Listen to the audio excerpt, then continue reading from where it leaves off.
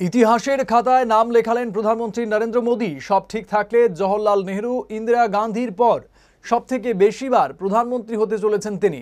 মঙ্গলবার সন্ধে পর্যন্ত নির্বাচনী ফলের যে প্রবণতা, তাতে ফের ক্ষমতায় ফিরতে চলেছে নরেন্দ্র মোদীর নেতৃত্বাধীন এনডিএ 297টিতে এগিয়ে রয়েছে, ইন্ডিয়া 227টিতে এগিয়ে রয়েছে ও অন্যান্যরা 19টিতে এগিয়ে রয়েছে। বিজেপি এককভাবে 242টিতে এগিয়ে, কংগ্রেস 98টি আসনে এগিয়ে রয়েছে। এনডিএ ফের ক্ষমতায় ফিরছে এবং নরেন্দ্র মোদী যে প্রধানমন্ত্রী হচ্ছেন সে ব্যাপারে কোনো সন্দেহ নেই।